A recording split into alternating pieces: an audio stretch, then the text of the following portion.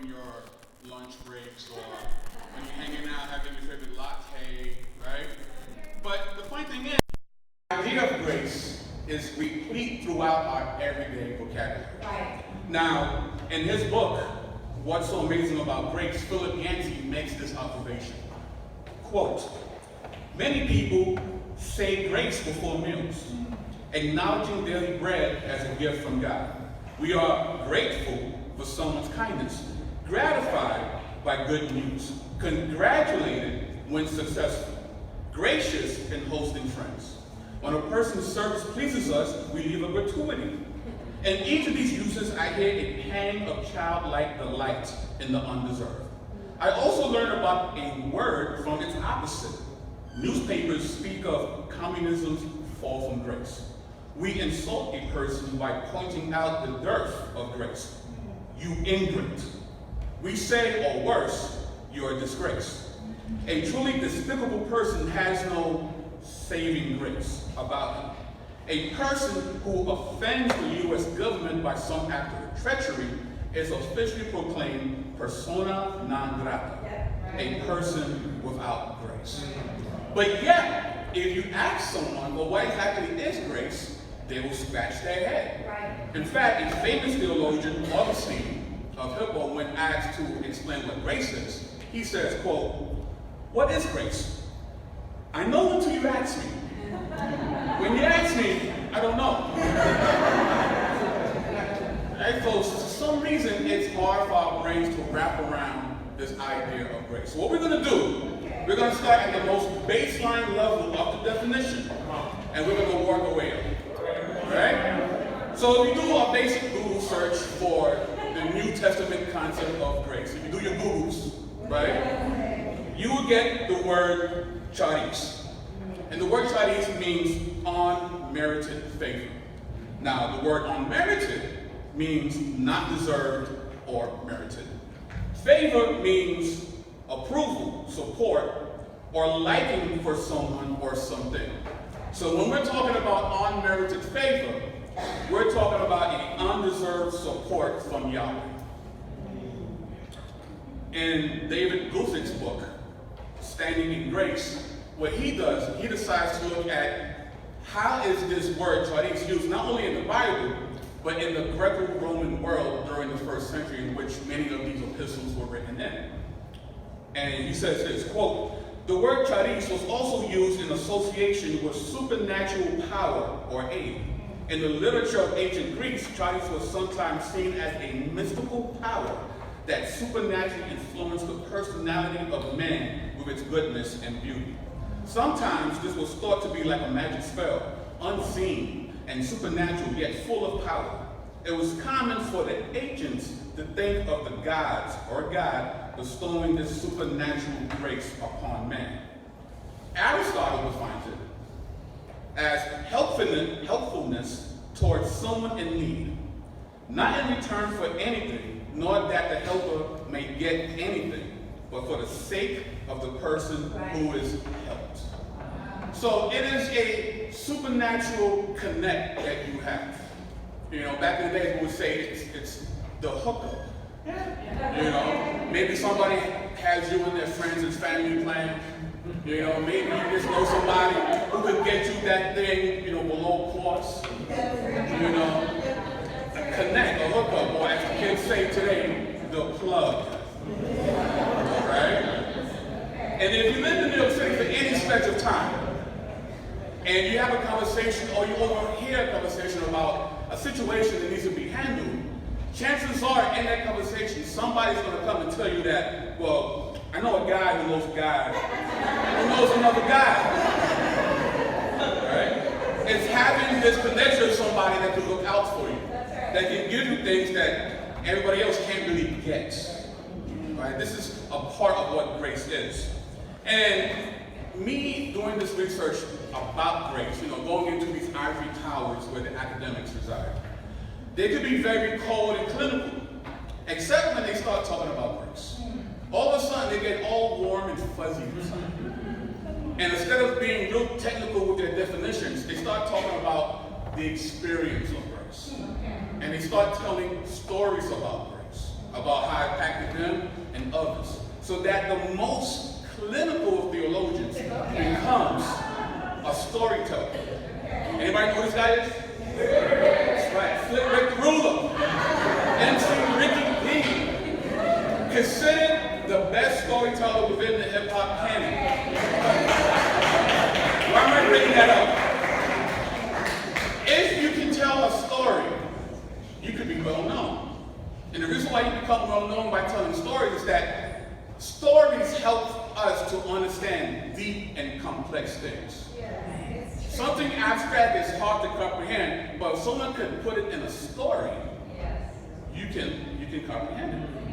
So, since grace seems to be an abstraction for us, guess what time is it, boys and girls? Yes.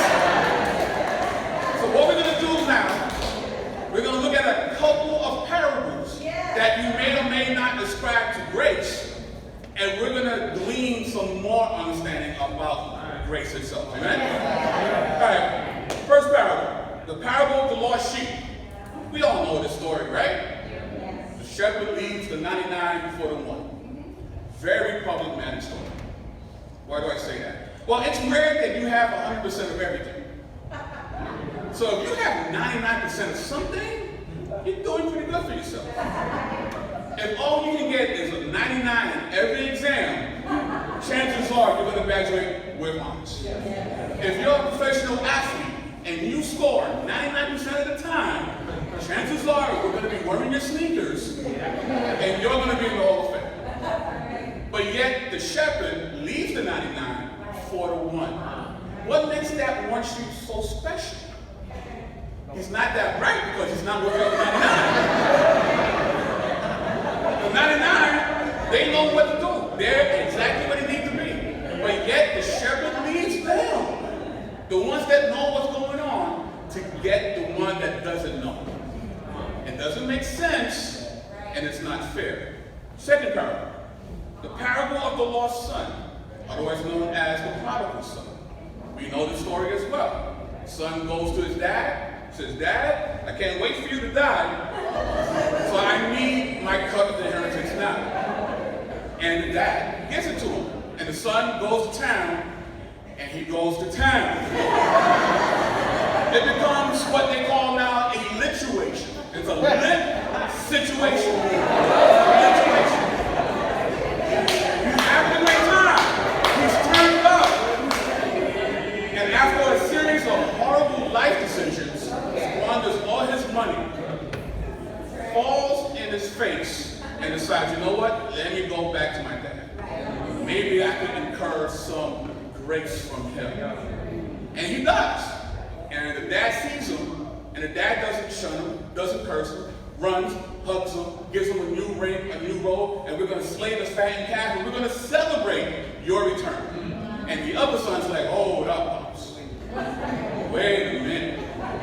I'm out. This dude brought disgrace to family name.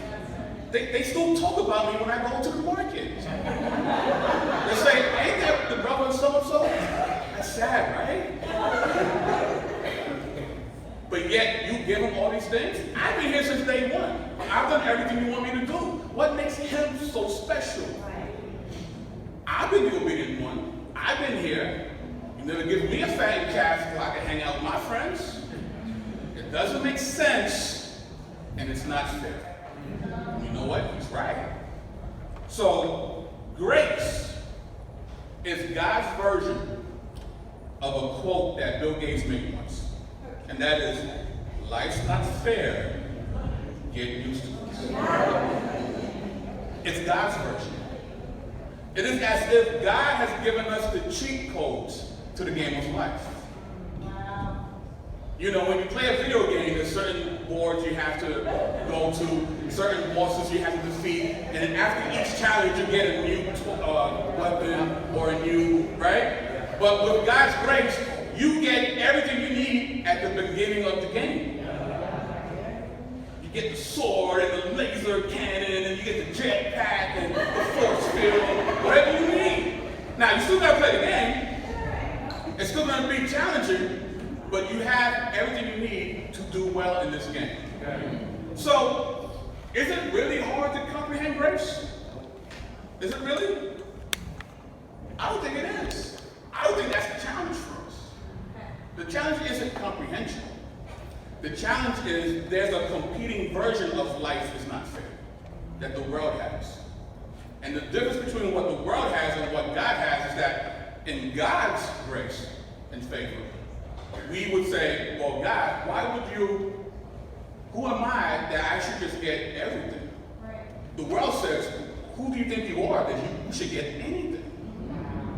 And you know what happens? We believe the world's version. It's not a problem of comprehension. You just believe the world as opposed to God. And when you believe that, well, I'm not such a big deal. And you agree with the world. And when you make that agreement, you marginalize yourself. You devalue yourself. And once you do that, you're now vulnerable to all sorts of manipulation by the world. And the world says, well, we have some favor for you. You know, if you come from the right family, right gender, right skin tone, you marry the right spouse who also comes from the right family, have the right career, go to the right school, go to the right zip code, have the right house, have the right kids, check enough boxes, couple mics here, bed over there, and then maybe we'll show you some favor. Kanye West, in a freestyle, the concert said this: I sold my soul to the devil. I know it's a crappy deal. At least it came with a few toys like a Happy Meal. Pray for Kanye. But he gets it. He gets it. He knows dealing with the world is a bad proposition. But yet he's willing to take it because he gets a few toys. And we have made the same decision. Ask questions. Ask questions. But God says, you don't have to compromise. You don't have to beg. I will give you everything up front. And the only box you have to check is, do you want this gift? Yes or no? But yet, we believe the world. We don't believe in grace. Well, let me change that. You believe in one aspect of grace. You believe in the forgiveness of sins. But that's the entrance into grace.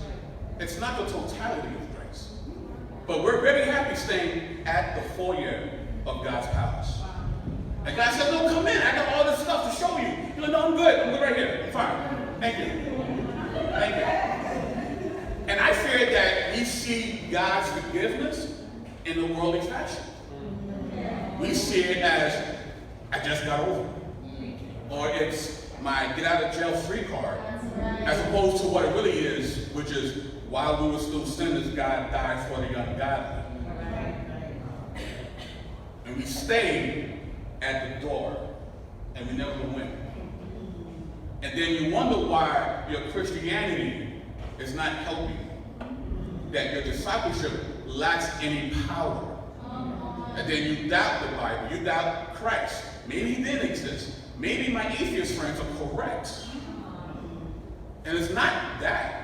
It's that you don't believe in what's been made available to you. The reason why you're not effective isn't comprehension. It's belief. Believe that there's a God who loves you so much that will give you everything despite of who you are. Amen. And this power is amazing. You know, Paul had no problem receiving the cheat codes. You know, we see in Corinthians 15, starting in verse 9, he says, for I am the least of the apostles, and do not even deserve to be called an apostle, because I persecuted the church of God. But by the grace of God, I am what I am. And his grace to me was not without effect. No, I worked harder than all of them. Yet not I, but the grace of God that was with me. Now, we don't have time to go through all the exploits of Paul, but he's done some things. He's dealt with some things. He's bared under some amazing trials and tribulations. Amen. But yet here we are, 2,000 years later, and we get to know grace because of his experience of grace when he went down that road in Damascus. People should know grace because of your example. Why haven't they? It's not because you don't understand. Right. It's not a lack of comprehension.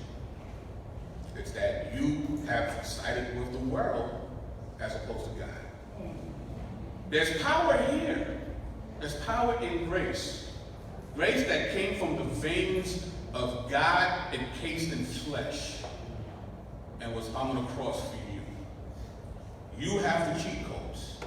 You have the ability to not only play this game, but beat it if you embrace God's grace. Amen? So, before we wrap it up, we have a couple questions I would like to throw out as we get together in our small groups. The first question is, and it's actually kind of a challenge at the same time, it says, share your own grace parable. Tell a time when God has shown you grace and how did it feel? And the second question is, what is one thing that prevents you from embracing God's grace? Again, share your own grace parable. Tell a time when God has shown you grace and how did it feel? And second, what is one thing that prevents you from embracing God's grace?